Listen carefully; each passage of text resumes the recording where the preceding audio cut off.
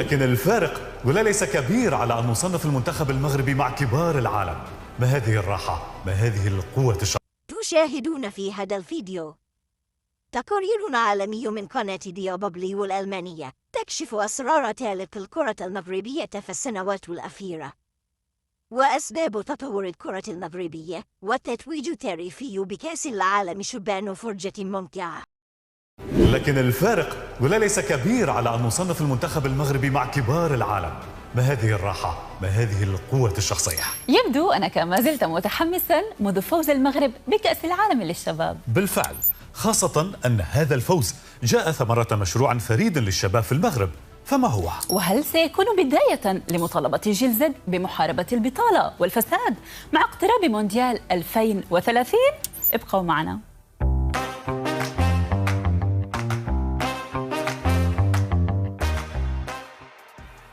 أذهل المنتخب المغربي للشباب العالم بطريقة لعبه العصرية والضغط العالي والبناء من الخلف ومرونته التكتيكية وشخصيته القوية داخل الملعب في بطولة كأس العالم لكرة القدم التي أقيمت بتشيلي، والتي توجه في النهاية بفوزه باللقب لأول مرة في تاريخه على حساب الأرجنتين، وكثاني منتخب إفريقي بعد غانا عام 2009.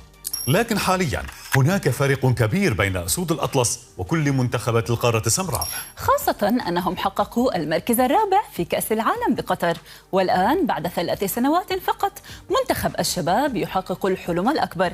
فكيف ذلك؟ لعدة أسباب. في 2007 تأسست أكاديمية محمد السادس في سلا لتأهيل الأطفال والناشئين في كرة القدم. في 2019 بدأ المغرب بتنفيذ خطة استراتيجية غير مسبوقة في أفريقيا لتطوير منظومته الرياضية للمنتخبات بافتتاح مجمع محمد السادس في منطقة سلا أيضا.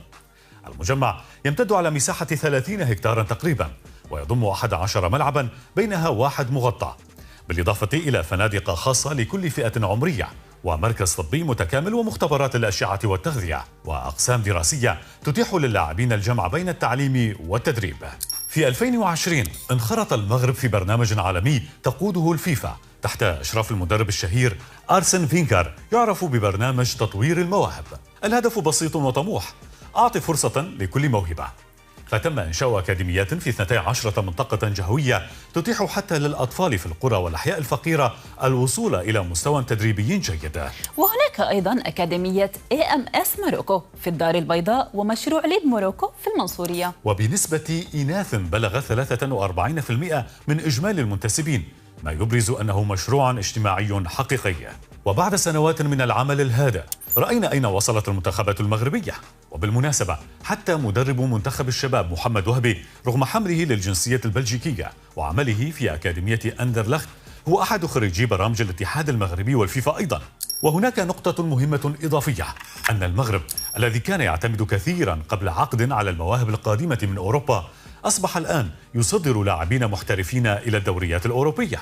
وأعجب مدربون كبار بعقلية اللاعبين المغاربة وموهبتهم، كما المدرب الألماني الشهير يورجن كلوب في منشور له على منصة فيسبوك بعد مشاهدته لأداء أسود الأطلس في كأس العالم للشباب.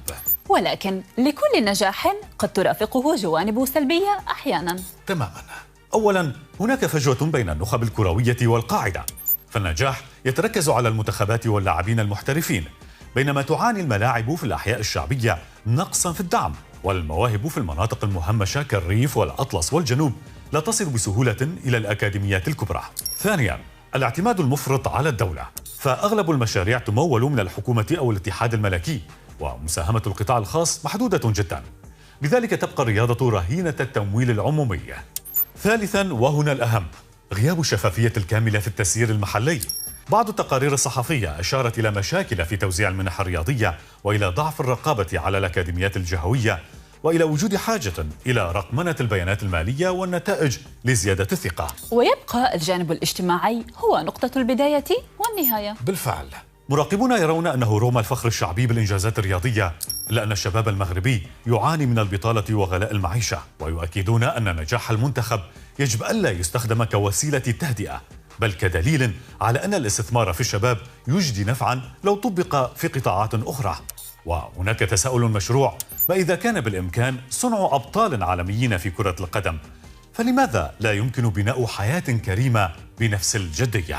وهو ما يضعنا أمام سؤال آخر: هل سيستغل المغرب بطولة كأس العالم 2030 للاستثمار في الشباب في كل المجالات؟ ابقوا معنا لنعرف التفاصيل.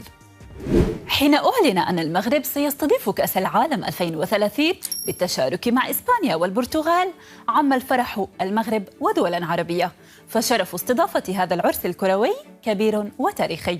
ولكن مع احتجاجات جيل زد ورفع شعارات مثل ما بغيناش كأس العالم، الصحة أولا، بدأت تثار تساؤلات حول جدوى تنظيم كأس العالم وكيف ستوفر الدولة مقومات حدث كبير كهذا، خاصة أن المغرب سيحتاج لاستثمار حوالي 5 مليارات دولار من أجل تنظيم هذا الحدث. صحيح. مقارنة بقطر التي استثمرت نحو 220 مليار دولار، يبدو مبلغ 5 مليارات ضئيلا جدا.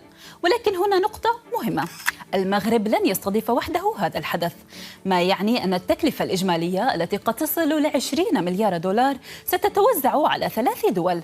ولا ننسى أن تكلفة مونديال قطر هي الأعلى في تاريخ البطولة. وهنا السؤال التالي: كيف سيتم توزيع هذه المليارات في المغرب وعلى ماذا؟ سأخبركم. من المتوقع أن تجرى 30 مباراة على 6 ملاعب، كلها ستحتاج للتأهيل لاستضافة ما لا يقل عن 40 ألف متفرج كل مباراة. وسيتم كذلك تشييد ملعب جديد بالقرب من الدار البيضاء يتسع ل93 ألف متفرج. هذه الإجراءات الخاصة بالملاعب ستكلف لوحدها قرابة ملياري دولار. ولكن ماذا عن البنية التحتية؟ هناك 10 مليارات دولار أخرى سيخصصها المغرب لمشروع ضخم هدفه تطوير السكك الحديدية وشبكة القطارات استعدادا لهذا الحدث، وهو مشروع ستشرف عليه شركات عالمية منها فرنسية وإسبانية وكوريا. هذا عدا عن قطاع السياحة، فمن المتوقع أن يستضيف المغرب 25 مليون زائر للبطولة، وهو ما يحتاج للاستثمار أيضا لتوفير الخدمات اللازمة. ولكن كيف يخطط المغرب لتمويل كل ذلك؟ هناك مصادر متنوعة. بحسب تقديرات صادرة عن شركة رسمية، ستكون المملكة قادرة على توفير 25 مليار درهم لبناء الملاعب ومراكز التدريب من ميزانية الدولة بين عامي 2024 و2030. أما تكاليف النقل والبنية التحتية وغيرها فستوفرها الدولة من خلال قروض مصرفية أو من خلال اللجوء إلى سوق الدين الخاص أو حتى إلى قروض خارجية ومساعدات دولية. أفهم من ذلك أن هذا الاستثمار الضخم سيؤدي إلى عجز في الميزانية؟ ليس بالضبط. يشير التقرير ذاته إلى أن تنظيم كأس العالم لن يؤثر بشكل كبير على عجز الميزانية على المدى البعيد، ولكن بشروط، مثل أن يتم تمويل المشاريع دون تحميل ضغوط إضافية على الموازنة العامة. أما على المدى القريب فمن المتوقع أن يتفاقم عجز الحساب الجاري بسبب ارتفاع الواردات النهائية. مقابل كل ذلك تشير تقارير إلى أن كأس العالم سيعود بالنفع على المملكة. فعلا، فهناك توقعات بأن يستفيد الاقتصاد المغربي ب1.2 مليار دولار، بمعدل أن تحقق المباراة الواحدة ربحا يصل إلى 37 مليون دولار. تصريحات أخرى تشير إلى أن هذا الحدث سيساهم في خلق 100 ألف فرصة عمل سنويا في السوق المغربية، وهذا ما يتطلع إليه جيل زد اليوم الذي يطالب باغتنام فرصة استضافة هذا الحدث للمصلحة العامة، خاصة أن هناك 2.5 مليون مغربي يعانون من الفقر، محرومون من التعليم والخدمات الأساسية. فكيف يمكن برأيكم استغلال مونديال 2030 لتحسين مستقبل الشباب المغاربة؟ شاركونا آراءكم في التعليقات، ولا تنسوا الاشتراك في القناة. سلامات. إخواني وأفضابي الأعزاء، وأرجو منكم دعم هذه القناة لأنها لا تزال في البداية. اشترك وفعل زر الإعجاب، فبدعمكم نستمر. والسلام عليكم ورحمة الله وبركاته.